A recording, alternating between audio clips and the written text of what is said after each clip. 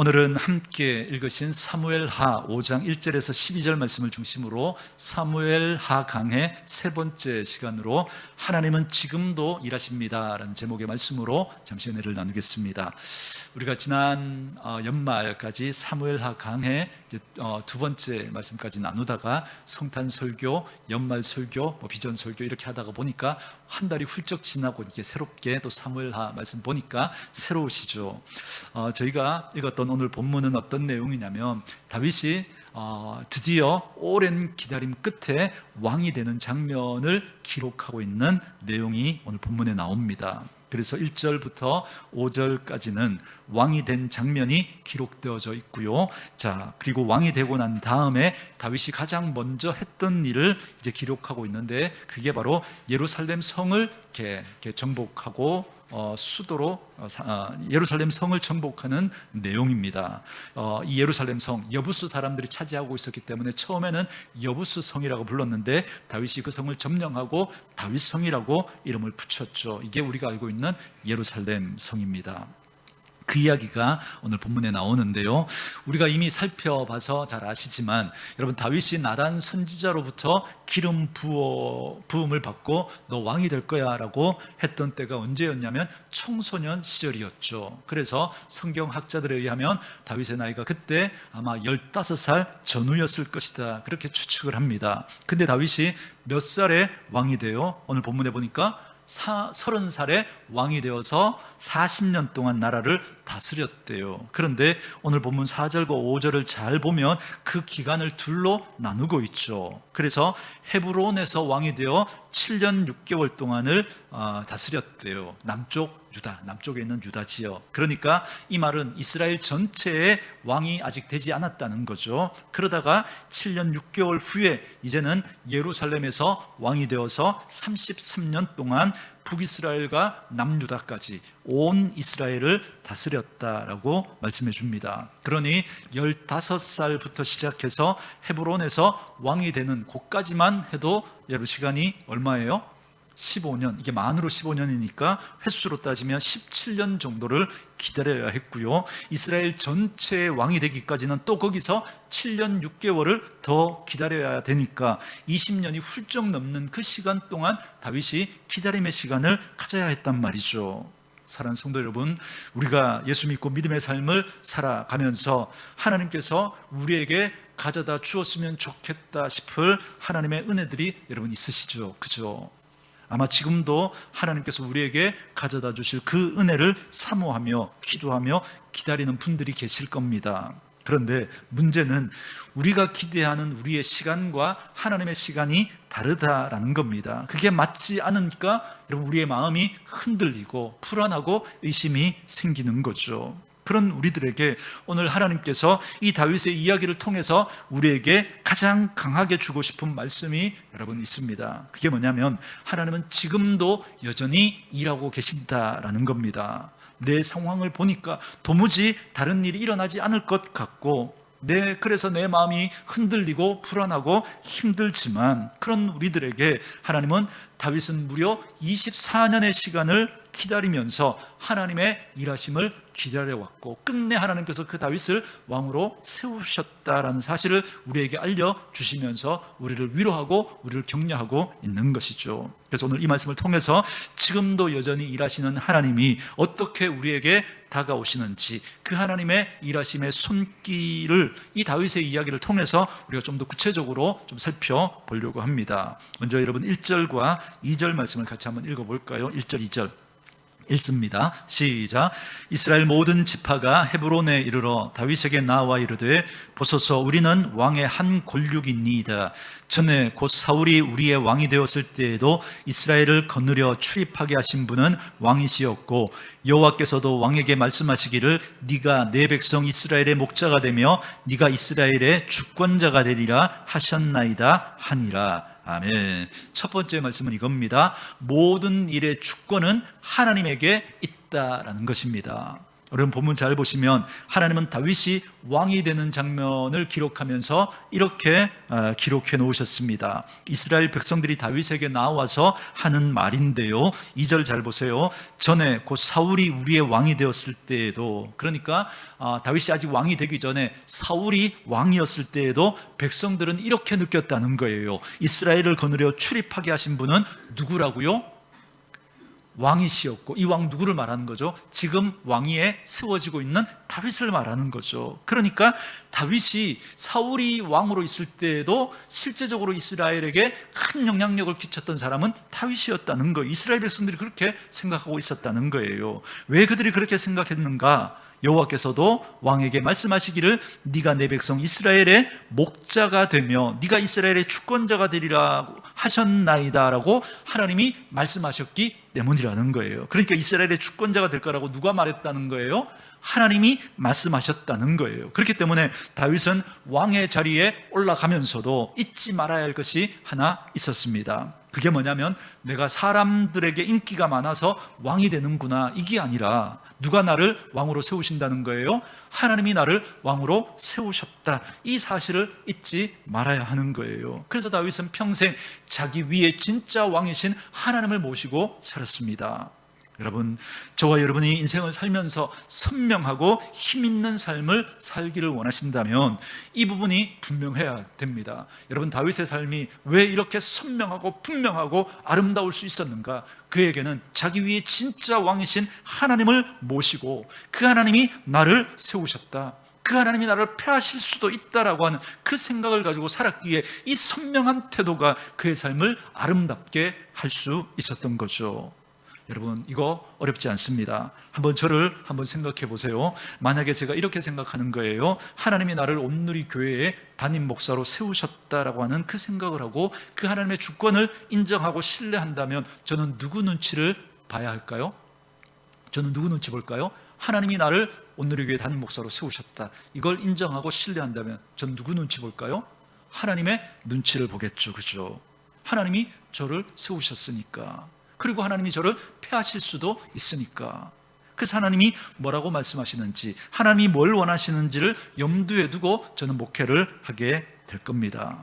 어떤 상황과 어떤 형편이 제게 벌어진다고 할지라도 저를 움직이는 동기부여가 되고 근거가 되고 제 방향을 결정하는 건 하나님이 될 거예요. 왜요? 누가 나를 세우셨으니까? 하나님이 나를 세우셨으니까. 근데 만약에 제가 이렇게 생각하는 거예요. 여러분이 저를 세웠다라고 생각하는 겁니다. 그럼 저는 누구 눈치를 볼까요? 누구 눈치를 볼까요? 여러분의 눈치를 보겠죠. 근데 문제는 이겁니다. 제가 여러분의 눈치를 보는데 무슨 일을 하려고 해요. 여기 문을 하나 바꾸려고 해요. 이 문을 바꾸려고 해도 여러분, 이 문 색깔을 어떤 걸 해야 될까요? 여기에 여러분의 생각이 다 달라요. 그죠? 다 다를 거예요. 어떤 분은 이 색깔 하자 그러고 어떤 분은 이 색깔 하자 그러고 다 다를 거예요. 그럼 여러분 어떻게 할까요? 이 여러분들이 원하는 색깔들을 다 섞을까요? 그러면 어떤 색깔이 될까요? 그죠? 검은색이 되겠죠. 그죠? 여러분, 저희들이 인생을 살면서 왜 인생이 자꾸 어둡고 혼탁해질까? 여러분, 길이 없어서가 아니에요. 저는 이런 생각이 자꾸 드는 거예요. 길이 없어서가 아니라 길이 너무 많아서 그런 거예요. 너무 많아서. 그래서 이 사람 이러고 저 사람은 저러고 또 누가 이게 좋다고 그러고 저게 좋다고 막 이렇게 우리가 막 그 사람들의 소리를 따라서 그렇게 막 우왕좌왕 하니까 우리의 삶이 혼탁하고 어두운 거예요. 여러분, 하나님을 중심에 딱 놓쳐버리니까 우리가 여러분 그렇게 세상의 말을 따라 살아가니까 우리의 삶이 선명하지 못한 거죠. 그러나 하나님이 나의 인생의 모든 것을 주관하시고 책임지신다라고 하는 이 생각을 하게 되면 그 자리가 고난의 자리이든 그 자리가 승리의 자리이든 우리의 태도와 자세는 여러분 흔들리지 않고 바르게 가질 수 있습니다. 그러니 여러분 그 사람의 삶은 더 아름답고 선명해질 수가 있게 되는 거죠. 저는 저와 여러분에게 이 은혜가 있기를 주의 이름으로 축원합니다. 지금도 한번 생각해 보는 거예요. 내 인생 내가 주관하는 거 아니다. 내 인생 환경이 주관하는 거 아닌 거예요. 그래, 내 인생은 사람이 주관하는 게 아니고 하나님이 내 인생을 주관하신다라고 하는 이 생각을 우리 마음에, 우리 중심에 딱 정립을 하잖아요. 그러면 우린 자꾸 누구의 의견을 여쭙게 될까요? 하나님께 여쭙게 되겠죠. 그래서 기도하는 거예요. 그리고 그 하나님의 마음을 알기 위해서 하나님의 말씀을 자꾸 읽고 싶어지겠죠. 그죠? 그러면 여러분, 우리는 그 하나님이 말씀하시는 그 말씀을 따라 살아가게 되니까 우리의 삶의 모든 방향과 방법과 그리고 우리의 삶의 목적이 점점 더 선명해지는 거예요. 그래서 저는 예수 믿는 게 너무 좋다고 말씀드리죠. 왜요? 예수 믿는 삶은 너무나 아름답고 선명하고 분명하고 여러분 정말 복이 되는 그런 모습이기 때문에 그렇습니다. 여러분, 저는 저와 여러분에게 큰 은혜가 있기를 원합니다. 한 구절 더 볼까요? 자, 우리 본문 끝에 12절 말씀 한번 보세요. 12절 같이 한번 읽어볼까요? 읽습니다. 시작. 다윗이 여호와께서 자기를 세우사 이스라엘 왕으로 삼으신 것과 그의 백성 이스라엘을 위하여 그 나라를 높이신 것을 알았더라. 아멘. 자, 이제 다윗이 고백하는 내용인데요. 다윗이 누가 자기를 세우사? 여호와께서 자기를 세우사 하나님이 나를 왕으로 세우셨다라는 사실을 다윗이 알았다는 거예요. 다윗이 왕위에 오를 때 내가 그때 아주 현명한 선택을 잘 해서 정치적인 결단을 잘 내려서 그래서 내가 왕위에 오를 수 있게 되었다라고, 그리고 그는 그렇게 생각하지 않았어요. 지금 나를 이 왕의 자리에 세우시는 분은 누구라고요?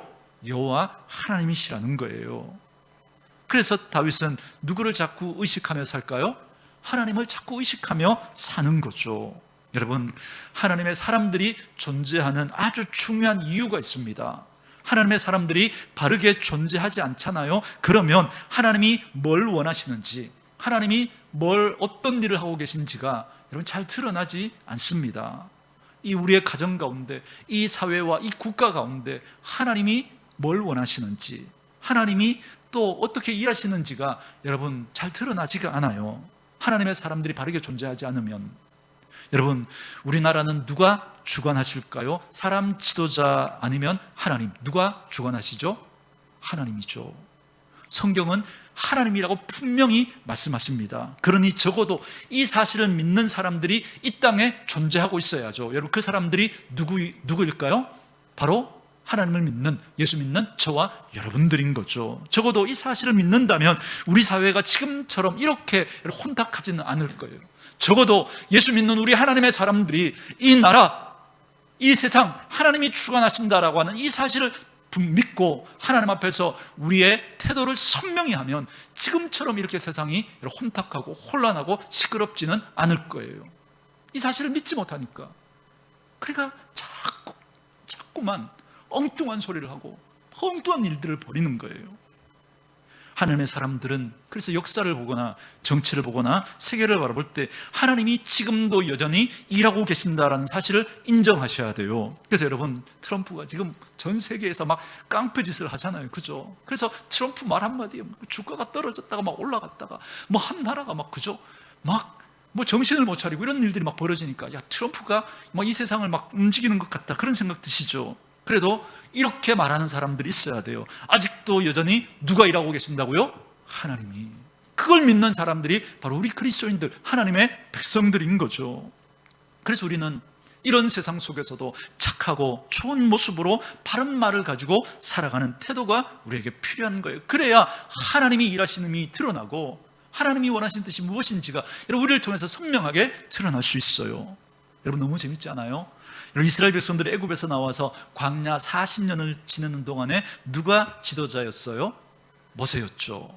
자, 다시 없을 이스라엘 백성, 이스라엘 그 역사 가운데 다시 없을 탁월한 지도자 모세였단 말이죠. 그런데 이제 이 광야의 시간을 끝내고 드디어 이제 가나안 코앞에 왔어요. 모압 평지. 이제 요단강만 건너면 가나안 땅입니다. 그런데 하나님께서 여러분 이제 모세를 내리시죠.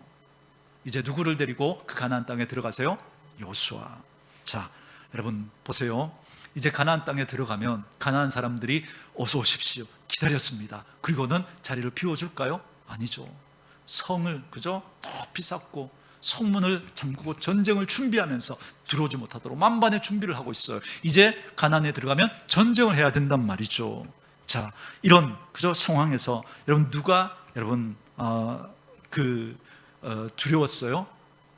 자, 이런 상황에서 하나님 편에서 한번 생각해 보세요. 하나님 편에서 여러분 누구를 데리고 일하시는 게 하나님 편에서 더 좋을까요? 모세일까요? 여호수아일까요? 모세죠. 당연히 모세죠. 모세는 그저 그 120세가 되어도 눈이 흐리지 않았대요. 전쟁에 나갈 그저 기력이 쇠하지 않았대요. 그런 모세 데려간 게 훨씬 낫죠. 왜요? 40년 동안 하나님과 손발을 맞춰왔는데요. 모세가 훨씬 낫지 않겠어요? 그죠? 여러분, 이스라엘 백성들의 입장에도 누가 지도자가 되는 게 더 나을까요? 모세가 나아요? 여호수아가 나아요? 모세가 낫죠. 여호수아는 불안하잖아요. 모세 그죠? 그렇게 종이었는데. 자, 그럼 여호수아 입장에서 생각해 보세요. 여호수아는 지금 모세 밑에서 모세가 시키는 대로 하기만 하면 됐어요. 그런데 이제 가나안에 들어가서 전쟁을 하고 그 땅을 정복해야 되는 무거운 사명을 앞두고 있어요. 모세가 하는 게 나아요? 여호수아가 하는 게 나아요? 모세가 하는 게 낫죠. 그러니 여호수아의 마음이 어땠어요? 두려웠죠. 그래서 여호수아 1장에 보면 온통 그저 두려워하는 여호수아의 마음이 잘 나타나 있죠. 그래서 하나님이 온통 뭐라고 말하세요? 두려워 마라, 담대해라, 내가 너와 함께 할 것이다. 하나님 계속 말씀해 주시잖아요. 왜요? 여호수아가 두려워하니까. 그런데 하나님께서 이렇게 말씀하시는 거예요. 하나님이 나라를 세우시기도 하시고 폐하시기도 하신다 그랬잖아요. 그래서 하나님이 모세에게 말씀하는 거예요. 모세야, 너는 됐다. 아무리 네가 나을 것 같더라도, 아무리 다른 사람들이 네가 낫다고 하더라도, 아무리 상황이 너에게 그 일을 하라고 시키는 것 같더라도 나는 너를 내리고 싶어 라고 하면 모세는 내려와야죠. 그죠? 그리고 하나님은 누구를 세워요? 여호수아를 세우시죠. 그러니까 여러분, 이 상황에서 여호수아가 너무너무 두려웠던 거죠. 그러나 여호수아는 알아야 했어요. 누가 이스라엘을 다스려요? 하나님이. 여러분, 다윗이 왕이 되면서 그 사실을 알게 된 거예요. 그러니 그는 이후로 살아가는 동안에 여러 가지 일들을 만나겠지만, 그래서 때로는 웅덩이와 같은 시간도 만날 수 있겠고요, 때로는 승리하는 일들을 만날 수도 있겠지만, 그러나 그것 때문에 교만하거나 그것 때문에 좌절하지 아니하고 여전히 누가 다스리고 계신다? 하나님이 다스리고 계시고, 그래서 그 웅덩이 같은 시간 속에도 새로운 일들이 일어날 수 있다는 사실을 믿고 믿음으로 걸어가야 하는 거죠. 저는 우리들에게도 이 믿음이 생기게 되기를 주의 이름으로 축원합니다. 자, 성경 구절 하나만 더 볼게요. 이제 신약 성경으로 오셔서 사도행전 13장으로 한번 와보세요. 사도행전 13장 22절 23절, 신약 성경 209쪽 그 어간입니다. 사도행전 13장 22절 23절 말씀 찾으셨으면 한 목소리로 같이 읽습니다. 시작. 패하시고 다윗을 왕으로 세우시고 증언하여 이르시되 내가 이새의 아들 다윗을 만나니 내 마음에 맞는 사람이라 내 뜻을 다 이루리라 하시더니 하나님이 약속하신 대로 이 사람의 후손에서 이스라엘을 위하여 구주를 세우셨으니 곧 예수라. 아멘. 자, 22절 보세요. 패하시고 누구를 패하셨다는 걸까요? 사울을 패하셨죠. 자, 그 사울을 누가 패하셨다고요? 하나님이. 그리고 다윗을 왕으로 어떻게 하셨다고요?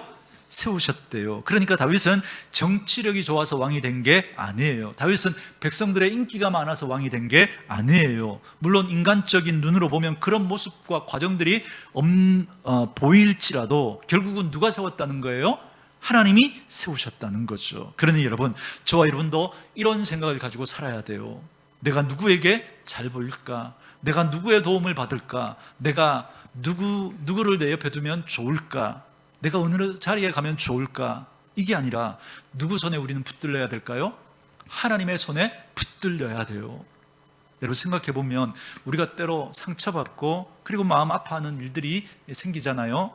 누구 때문에 여러분 그 상처들이 생기냐면 잘 모르는 사람 때문에 생기지 않아요. 잘 모르는 사람에게 받은 상처는요, 한 시간 지나면 여러분 없어져요. 그 상처는요, 뭐 미친 개에게 물렸나 보다 그러고 넘어가면 돼요. 그런데 여러분, 이 사람이 평생 이 사람과 함께 할 거야, 이 사람 평생 내 옆에 둬야지 했던 여러분 그 사람이 준 상처가 평생을 우리 가슴에서 떠나지 않아요. 여러분, 우리 교회 여러분 이제 등록하신 지 얼마 되시지 않는 분들, 여러분 우리 교회 여러분 좋으시죠? 그죠? 야, 이 교회 너무 좋다. 그래서 등록해야 되겠다. 그 마음 가지셨잖아요. 그죠? 그런데 여러분 각오하셔야 돼요. 우리가 너무 좋다라고 여겼던, 좋아라 했던 여러분 여기서도 상처를 받는 일들이 생길지 몰라요. 아마 생길 거예요. 어떻게 하냐고요? 여러분 우리 교회를 만나기 전에 여러분 그 교회 너무 좋아서 등록하고 신앙생활 하셨잖아요. 그러다가 상처 받고 그렇게 또 여러분 그렇게 하신 경험 있잖아요. 그러니 여러분 오늘 우리가 여기서도 그런 상처받는 일 있을 수 있답니다. 그러면 어떻게 우리가 이걸 극복하며 살아갈 수 있을까요? 어떻게? 어느 자리에 가든 누구를 만나든 어떤 상황 가운데 있든 내 인생은 누가 주관하신다? 하나님이 주관하신다. 이 사실을 인정하며 살아갈 때 우리는 그걸 극복할 수 있어요. 맞아요. 그 사람이 날 주관하는 게 아니에요. 그 일이 날 주관하는 게 아니에요. 누가 우리를 주관하셔야 돼요? 하나님이. 그러니 우리는 온전히 하나님만 앙망하는 거죠. 예배 시간에, 기도 시간에, 찬양 시간에, 사역을 하면서도 사람 때문에 내 마음 다 주는 거 아니에요. 어떤 일이나 상황 때문에 내 마음 다 주는 거 아니에요. 오직 나의 전심은 누구에게만 드려야 돼요? 하나님에게만. 하나님에게만. 여러분 다윗이 이렇게 말할 수도 있잖아요. 여러분이 나를 왕으로 삼아주시니 너무 감사합니다. 이제 내가 여러분들을 위하여 평생을 살겠습니다. 여러분 이렇게 하면 여러분 그를 따르는 사람이 얼마나 여러분 좋아했겠어요. 그죠? 막 뿌듯했겠죠. 야, 우리가 사람을 잘 세웠구나. 그런 뿌듯한 마음 들지 않겠습니까? 근데 다윗이 이렇게 생각하는 거예요. 나는 누가 세운다? 하나님이 세운다. 어찌 보면 다윗을 따르고 다윗을 왕으로 세웠던 사람들의 마음이 좀 서운했을지 모를 것 같아요. 아, 다윗은 우리의 의견보다 하나님의 의견이 더 중요한가 보다. 그렇게 생각하면서 아마 섭섭한 마음이 들었을지도 모를 것 같아요. 그러나 여러분 그 길이 성공하는 길이고 그 길이 이기는 길이고 그 길이 아름답게 되는 길인 줄 믿습니다. 왜요? 우리의 인생은 누가 주관하시니까? 하나님이 주관하시니까. 다시 여러분 개인과 여러분 가정과 여러분의 자녀들의 삶 속에 여러분의 생업 가운데 하나님이 우리를 주관하고 있다라고 하는 이 사실을 선명하게 믿는, 그리고 그 믿음을 가지고 그렇게 바른 삶의 태도를 가지고 살아가는 저와 여러분 될 수 있기를 주의 이름으로 축원합니다. 자, 두 번째 말씀은 이겁니다. 다시 본문으로 오셔서 3절과 5절, 사무엘하 5장 3절부터 5절 말씀 우리 같이 한번 읽어볼까요? 읽습니다. 시작. 이에 이스라엘 모든 장로가 헤브론에 이르러 왕에게 나아오매 다윗 왕이 헤브론에서 여호와 앞에 그들과 언약을 맺음에 그들이 다윗에게 기름을 부어 이스라엘 왕으로 삼으니라. 다윗이 나이가 30세 왕위에 올라 40년 동안 다스렸으되 헤브론에서 7년 6개월 동안 유다를 다스렸고 예루살렘에서 33년 동안 온 이스라엘과 유다를 다스렸더라. 아멘. 두 번째 말씀은 이겁니다.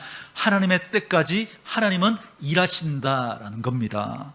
우리가 기억할 게 뭐냐면 다윗이 왕이 될 때까지 짧게는 15년, 길게는 20년이 넘는 시간을 그는 기다려야 했다라는 겁니다. 그런데 여러분 이 기다림이 늘 우리에게 혼란함을 가져다 줍니다. 왜냐하면 과연 그렇게 될 것인가 라고 하는 생각과 그 기다림의 시간 동안에 다가오는 고난과 역경의 시간들이 자꾸 하나님의 일하심에 대해서 의심하게 만들고 우리를 무너지게 만들기 때문에 그렇습니다. 그런데 저는 이 말씀을 묵상하면서 이런 생각이 들었어요. 우리만 기다린 게 아니었구나. 우리만 기다린 게 아니었구나.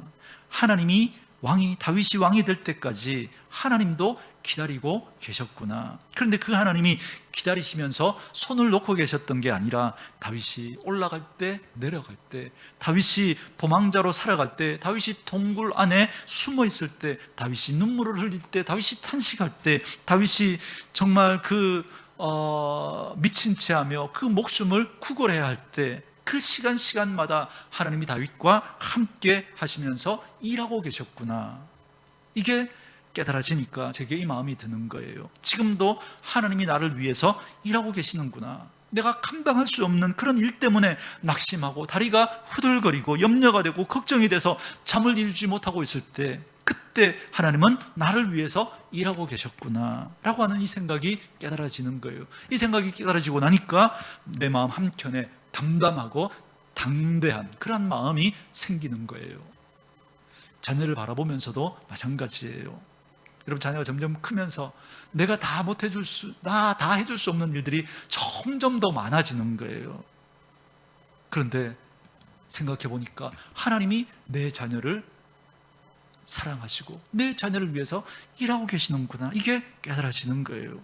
여러분, 여러분의 자녀들의 모습을 보면서 전혀 변할 것 같지 않고 상황이 나아질 것 같지 않은 그런 안타까운 모습들이 있을 수 있겠습니다. 근데 여러분, 다윗을 24년의 그 시간이 흐른 후에야 하나님의 그 약속이 실현되는 것을 여러분 우리 보잖아요.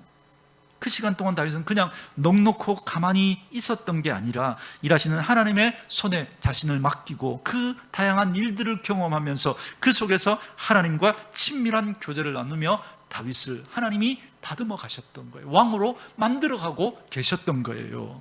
여러분, 아주 착하고 좋은 태도로 다윗은 그 시간을 보냈기 때문에 다윗이 하나님이 그 다윗을 통해서 일하시고 그를 세워 가셨던 거예요. 저와 여러분에게도 이 마음이 생겼으면 좋겠습니다. 오늘 이 설교를 듣고, 그래, 일하시는 하나님을 신뢰하며 내가 이제 기다려야 되겠다라고 마음을 먹는다고 해서 당장에 여러분 문제가 해결되지 않을 수 있습니다. 오랜 시간 동안 해결되지 않고 그렇게 여전히 우리에게 그게 아픔으로 또 답답함으로 여러분 그게 남아있을 수 있습니다. 그러나 이건 우리 선택할 수 있잖아요. 이건 나 이제부터 악으로 깡으로 기다리겠다, 이게 아니라 내가 착하고 좋은 마음으로 하나님 앞에 그 시간을 기다려야 되겠다, 이 마음은 우리 가질 수 있잖아요. 여러분, 악으로 깡으로 우리가 나쁜 태도를 가지고 그 시간들을 지내오잖아요. 그러면 여러분, 하나님이 우리 안에서 일하시지 못해요. 우리가 그 하나님의 일하심을 믿고 착하고 좋은 태도로 그 시간들을 하나님과 함께 기다려야 되겠다라고 마음 먹으면 하나님이 그 속에서 우리를 만들어 가세요. 우리를. 그래서 우리도 일하고 하나님도 일하시는 거죠. 제가 제 인생을 돌이켜보니까 지금까지 제 인생 가운데 있어서 가장 오랜 기다림의 시간이라고 할 수 있는 게 언제였을까 생각해 보니까 2010년에서 한 2016년, 17년 아마 이 시간이었던 것 같아요. 나름대로 내가 생각하는 내 인생에 대한 계획, 또 목사로서 목회에 대한 어떤 나름대로의 생각과 계획과 목표와 비전이 제게 왜 없었겠습니까? 그런데 내 뜻대로 되지 않는 거예요. 내 생각대로 되지 않는 거예요. 그래서 하나님께서 주셨던 말씀이 있어요. 그래서 그 말씀 붙들고 순종하는 마음으로 다 포기하고 저 경주로 내려왔거든요. 그런데 그 시간 동안 정말 도무지 길이 보이지 않는 것 같은 거예요. 그러면서 제 마음에 저를 참 힘들게 했던 마음이 어떤 거였냐면, 이렇게 제가 함께 공부했던 친구들도 또 번듯한 교회 담임 목사로 다 나가고, 심지어 제 후배들도 그렇게 나가고, 제가 물론 여러분 작은 교회 담임이라고 담임 목사가 아닌 건 아니지만, 그런데 제 마음에 그때 들었던 생각이 뭐냐면, 내가 지금 여기서 뭘 하고 있나, 이런 생각이 막 드는 거예요. 그런데 돌이켜보면 그 시간 하나님께서 일하고 계셨던 거예요. 그러면서 기도하는 가운데 하나님이 저를 다듬어 가고 계셨던 거예요. 제 교만을 하나님께서 꺾으시고 저에게 힘을 빼는 그 시간들이 바로 그 시간이었던 것 같아요. 그래서 여러분들이 지금 보는 제 모습, 그죠? 이 정도라도 여러분 그렇게 제가 만들어질 수 있었던 시간이 그 시간들이었던 것 같습니다. 짧은 시간 다 말씀드릴 수 없지만 정말 하나님이 하나님의 때 하나님의 방법으로 얼마나 놀랍게 일하셨는지 몰라요. 어떻게, 그죠? 정말 그 상상할 수 없던 그 많은 일들이 그 이후에 그 시간들에서 막 이루어지는데 저는 정신을 차릴 수도 없었어요. 하나님의 일하심을. 사랑하는 성도 여러분, 내 힘으로 안 될 때, 내 뜻대로 안 될 때, 그때가 하나님의 때이고 하나님의 일하시는 시간이라는 사실을 믿을 수 있기를 바랍니다. 그리고 그 시간을 착하고 좋은 태도로 하나님 앞에서 하나님의 일하심을 기다리며 살아내시면 거기서부터 하나님이 열어가시는 새로운 출발을 경험하게 되고 하나님께서 놀랍게 열매 맺게 하시는 그 열매들을 여러분들이 보게 될 줄 믿습니다. 저는 저와 여러분에게 이 믿음의 태도가 꼭 있기를 주의 이름으로 축원합니다. 하나님은 기다리는 동안에 다윗을 준비시키셨고 하나님도 일하고 계셨던 거예요. 하나님의 때는 하나님의 준비가 끝날 때이기도 하지만 동시에 우리의 준비가, 우리 편에서 우리가 해야 할 그 준비가 끝나는 그때이기도 합니다. 그 시간이 이렇게 딱 맞아질 때 하나님의 그 일하심이 드러나게 되는 거죠. 하나님의 침묵처럼 보일지라도 일하시는 하나님을 여러분 신뢰하시기 바랍니다. 왜 하나님이 다윗의 이야기를 우리에게 샘플로 이렇게 보여주시는 걸까요? 얘들아, 다윗도 이런 시간을 보내지 않았니? 그는 홀로 걸어간 것 같지만 내가 그를 위해서 일했고 그를 끝내 그가 서야 할 자리에 세웠듯이 내가 너희도 그렇게 할 거야. 이렇게 하나님이 오늘 다윗을 통해서 우리에게 말씀해 주시는 거죠. 그러니 그 마음 바라보면서 저와 여러분도 착하고 좋은 태도로 하나님을 신뢰하고 하나님의 시간을 기다리는 믿음의 식구들 될 수 있기를 주의 이름으로 축원합니다. 말씀 한 구절 더 찾아볼까요? 여러분 시편 27편 한번 찾아보세요. 시편 27편 13절 14절 구약성경 821쪽 그 어간입니다. 시편 27편 13절과 14절 말씀 찾으셨으면 우리 한 목소리로 같이 읽습니다. 내가 산자들의 땅에서 여호와의 선하심을 보게 될 줄 확실히 믿었도다. 너는 여호와를 기다릴지어다. 강하고 담대하며 여호와를 기다릴지어다. 아멘. 자, 여러분 이 시는 다윗이 지은 시입니다. 다윗이 이렇게 말하는 거예요. 우리가 읽었던 이 본문 앞에 윗부분에 보면 원수들이 등장하고 또 환난의 날이 등장해요. 그러니까 원수들 때문에 억울하고 힘들고 속상한 일들을 겪으면서 다윗이 지금 환난의 시간을 보냈다는 거예요. 그런데 그 시간을 보내는 동안 그가 가지고 있었던 어떤 태도를 오늘 23절이 말해주거든요. 자, 13절 잘 보세요. 내가 산자들의 땅에서 여호와의 선하심을 뭐 할 줄을 보게 될 줄을 확실히 뭐 했다고요? 믿었다고요. 그러니까 아직 안 보여요. 그죠? 아직. 왜냐하면 원수가 나를 공격하고 있고 그것 때문에 내가 지금 환난을 당하고 있으니까 하나님의 약속이 도무지 보이지를 않아요. 도무지 하나님 살아계신가? 도무지 하나님이 나를 위해서 일하고 계시는가? 막 흔들릴 만한 그런 시간인데, 그런데 다윗은 어떻게 고백하냐면 내가 산자들의 땅에서 여호와의 선하심을 보게 될 줄 확실히 믿었다라는 거예요. 저는 우리들에게 이 믿음이 있기를 원합니다. 아직 안 보여요. 아직 그렇게 될 것 같지 않아요. 그러나 하나님은 일하고 계신 줄 믿습니다. 그 하나님이, 그죠? 그 일하시는 하나님은 지금도 여전히 나를 위해서 일하고 계시니까, 여러분, 그래서 그 하나님 앞에서 착하고 바른 태도를 우리는 가져야 하지 않겠습니까? 저는 이 믿음이 저와 여러분에게 있기를 원합니다. 저는 우리에게도 그래서 여러분 다윗이 이렇게 말하잖아요. 14절 보세요. 너는 여호와를 뭐 하라고요? 기다릴지어다. 여러분 여기엔 너는 누구를 말하는 걸까요? 다윗이 자기에게, 자기 영혼에게, 그리고 동시에 다윗이 또 오늘 우리들에게 말하고 있는 것 같아요. 뭐라고요? 강하고 담대하며 여호와를 기다릴지어다. 사랑하는 성도 여러분, 하나님을 기다리십시오.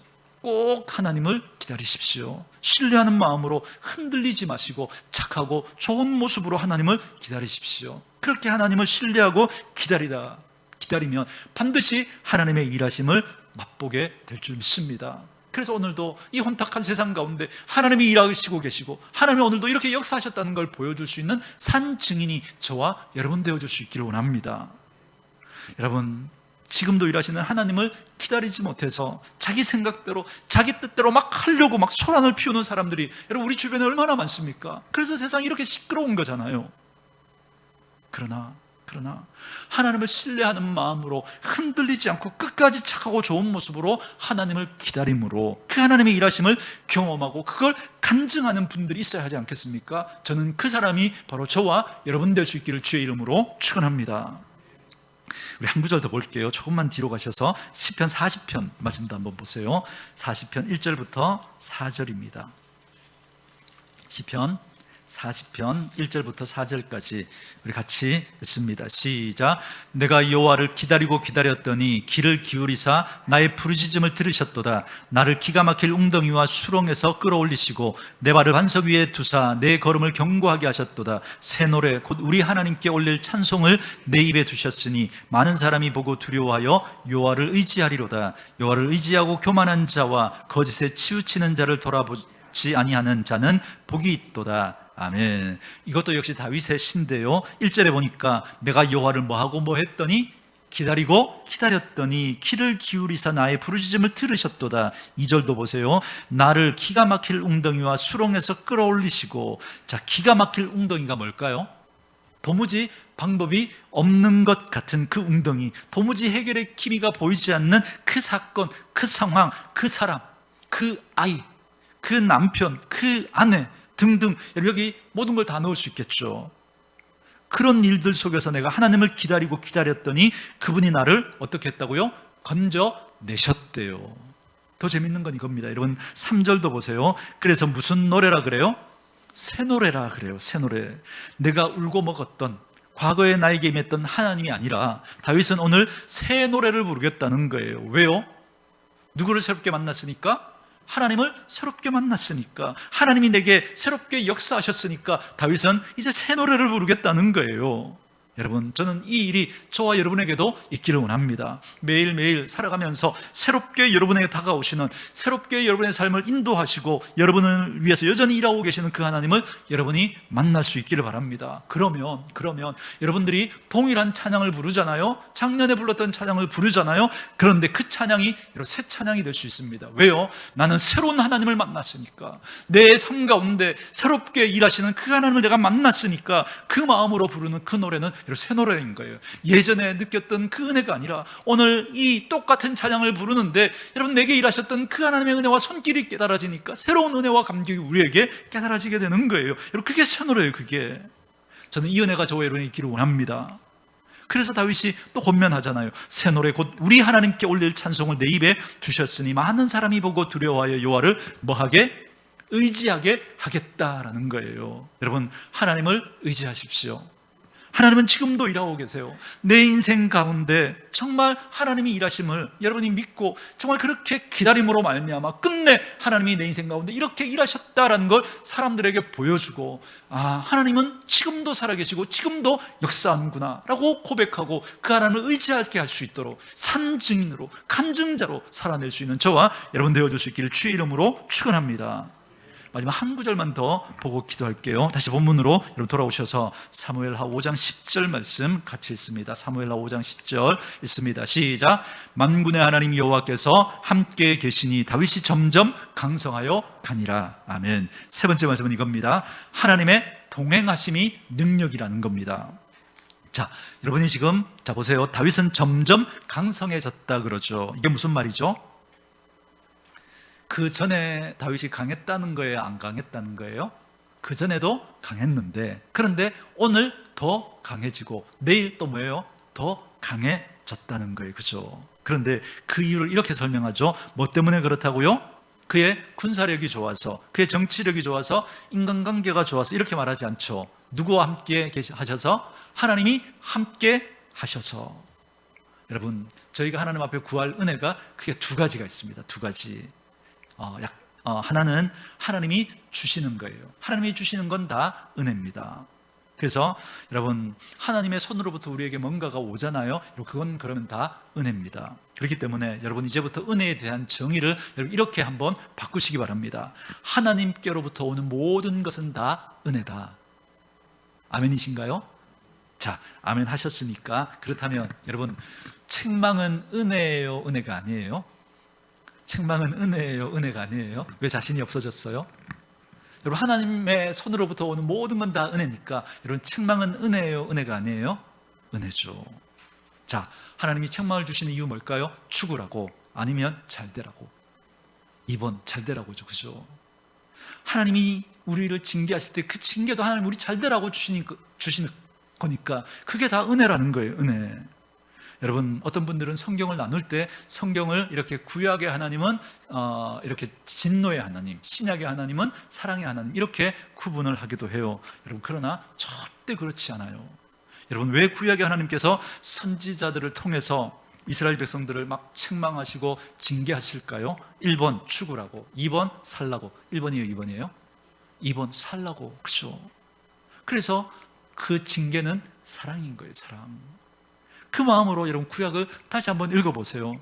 우리를 사랑하시면서 빨리 돌아오라고, 그에서 빨리 돌이키라고, 가던 길 계속 가지 말고 돌이키라고 하나님께서 부르시는 그 안타까운 하나님의 마음이 여러분 읽혀질 겁니다. 그럼 눈물이 날 거예요. 여러분, 우리도 자녀를 키우면서 한두 번쯤 회초리 들어보셨죠? 저도 우리 아이들 키우면서 우리 시온이 한 5학년, 6학년 때까지 이렇게 매를 들었던 것 같아요. 근데 회초리를 들면서 제가 들었던 마음은 이거였습니다. 그리고 저는 이렇게 아이들 이렇게 어릴 때 이제 커서는 이 회초리를 듣는 건 맞지 않다고 생각해요. 그런데 어릴 때 5, 6학년 좀 힘들어요. 그죠? 어릴 때 이제 회초리를 들지만 하나의 저는 이렇게 원칙이 있었는데 잘못했다고 하면 무조건 그 즉시 깨끗하게 용서해 주는 거예요. 바로 안고 용서해 주고 그렇게 했어요. 그런데 이렇게 이제 아이가 말을 안 들으니까 제가 회초리를 들었는데 그때 들면서 드는 마음은 뭐예요? 너 빨리 잘못했다고 해라. 속으로 너 빨리 잘못했다고 해라. 이 마음인 거예요. 안 하면 어떻게 돼? 내가 때려야 되니까. 그럼 제 마음이 아픈 거예요. 제 마음이. 여러분, 하나님의 마음이 그건 거죠. 하나님의 마음이. 여러분, 그 하나님의 마음을 놓치지 마십시오. 매 주일마다 혹은 말씀을 들을 때마다 여러분에게 들려오는 어떤 음성이 있잖아요. 그것이 여러분 혹 듣기 불편하거나 마음을 아프게 하거나 훈계의 말씀이더라도 그거는 우리를 잘되라고 우리를 살리려고 주시는 하나님의 마음이라는 걸 잊지 마시고 하나님께로부터 오는 모든 것은 은혜니까 아멘으로 받을 수 있기를 주의 이름으로 축원합니다. 여러분, 이 믿음의 선택이 여러분 우리를 하나님 앞에서 바르게 세워갈 거예요. 그런데 또 한 가지 우리가 하나님으로부터 구해야 할 진짜 은혜가 있습니다. 여러분, 제가 지금 말하는 거 포인트가 어디 있는지 잘 보세요. 첫 번째, 하나님이 주시는 건 다 은혜다 그랬죠. 그죠? 하나님 주시는 것 다 은혜. 그러니까 이 컵은 하나님의 은혜죠. 그죠? 은혜예요. 그런데 여러분, 진짜 은혜, 진짜 복은 뭔지 아세요? 이거 은혜잖아요. 그죠? 진짜 은혜는 이거 주시는 분이 은혜예요. 하나님이 은혜예요. 하나님이 진짜 복이에요. 여러분, 그분이 그죠? 이 물컵을 주시는 그죠? 이 물컵만 가지고 그죠? 가는 것보다 이 물컵을 주신 하나님과 함께 가잖아요. 그럼 우리는 웅덩이로 들어갈 수 있어요. 여러분, 그분과는 이게 없더라도 여러분 물속에도 들어갈 수 있어요. 그분과는 이게 없더라도 여러분 불 속에라도 들어갈 수 있어요. 이게 없더라도 그분과 함께하면 여러분 뜨거움 속에서도 차가움 속에서도 들어가 살아낼 수 있는 힘을 우리가 얻게 된답니다. 그래서 하나님이 이렇게 말씀하시죠. 다윗은 점점 강성해져 갔는데 무엇 때문이라고요? 하나님이 주신 것 때문이 아니라 하나님 때문에, 그 하나님이 함께 하시니까. 여러분, 여쭙습니다. 여러분은 지금 하나님과 함께 계십니까? 하나님과 함께 계십니까? 그 하나님이 여러분과 함께 계실 길을 사모하기를 주의 이름으로 축원합니다. 그래서 여러분 시편 73편 28절 이렇게 말하잖아요. 하나님을 가까이 하는 것이 이게 뭐라고요? 복이라. 이걸 받는 게 복이 아니라 이걸 넘어서서 그 하나님, 이걸 주시는 그 하나님을 가까이 하는 것이 우리에게 복이라고 말씀하시는 거예요. 여러분, 하나님과 가까이 하십시오. 길이 안 보일 때 더더욱 하나님과 가까이 하십시오. 방법이 보이지 않을 때 여러분 하나님을 더더욱 가까이 하십시오. 하나님께 나아가십시오. 그 하나님 아래로 들어갈 때 그곳에 새로운 길이 보이고 방법이 보이고 살아갈 이유와 힘을 그곳에서 얻게 될 겁니다. 이 은혜가 저와 여러분에게 있기를 주의 이름으로 축원합니다.